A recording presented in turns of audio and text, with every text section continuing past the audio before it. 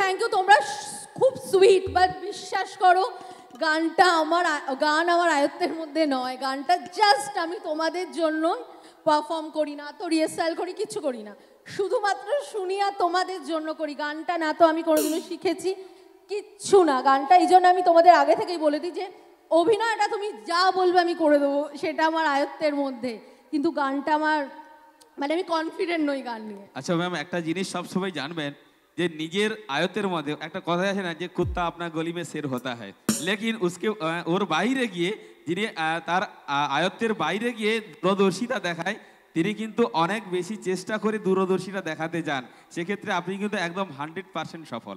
Practice make you perfect. একদম একদম, practice makes man a perfect. তো আজকে যেহেতু ম্যামের কণ্ঠে একটা গান শুনলাম, একটা অসাধারণ গান আমরা এই মুহূর্তে পেয়েছি, এরপরে কি পারফরম্যান্স? একটা ডায়লগ বলি, চলো নন্দিনীর একটা ডায়লগ করি। চলো, অবশ্যই ডায়লগ এই মুহূর্তে, তারপরে আরো অনেক পারফরম্যান্স আছে, অনেক গল্প হবে, অনেক কথা হবে। এই মুহূর্তে একটা সুন্দর ডায়লগ ম্যামের কণ্ঠে। আমাদের তো প্রচুর সিন হয়, একটা সিন আমি তোমাদের কাছে করে দেখাচ্ছি, যেখানে আরাধ্যাকে নিয়ে বাড়িতে অনেক কিছু হচ্ছে, যেখানে আমি আর কি সব কিছু বলছি। ওই সিনটা দেখেছিলে যখন আরাধ্যা তটিনীকে বিষ খাইয়ে বাড়ি ফিরছে, আর আমি তখন ওকে বলছিলাম যে তুমি কি করেছো? আরাধ্যা, কোথায় ছিলিস তুই? না, আমাকে এই প্রশ্নের উত্তরটা দিতে হবে, তুই কোথায় ছিলিস? তুই তটিনীর বাড়িতে গেছিলিস, সেখানে তটিনীকে বিজয় করেছিস, তারপর? না, আরাধ্যা এখন সিঁদুর খেলতে যাবে না। আরাধ্যা এই প্রশ্নের উত্তর দেবে। আরাধ্যা তটিনীর বাড়িতে কি করেছে? আমি এই প্রশ্নগুলো করছি, তার অনেক কারণ আছে।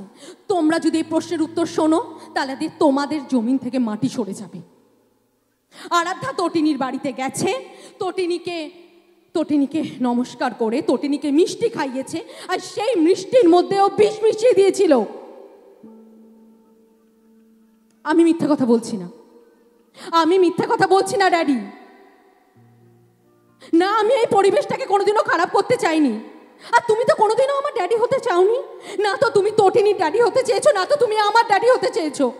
আর এই যে তোমরা সিঁদুর খেলা যে নাটকটা করছো, এই সংসারটা অনেকদিন আগেই ভেঙে গেছে। শুধুমাত্র কিছু টাকার লোভে বাড়ির লোকগুলো এখনো এই বাড়িতে পড়ে রয়েছে। শুধু টাকার লোভে। এই বাড়িতে নাতে আছে কোনো ভালোবাসা, না তো আছে কোনো বিশ্বাস।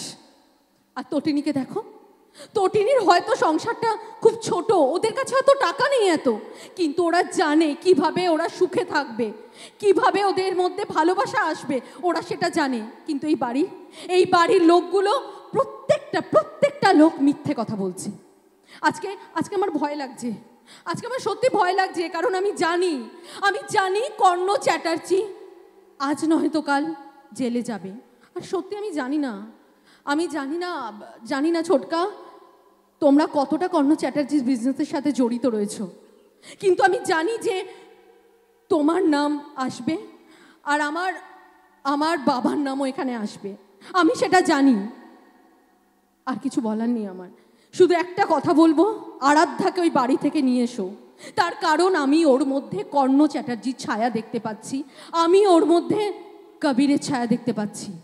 আরাধ্যার জীবন শেষ হয়ে যাবে ড্যাডি, ওকে ওই বাড়ি থেকে নিয়ে এসো। Thank you.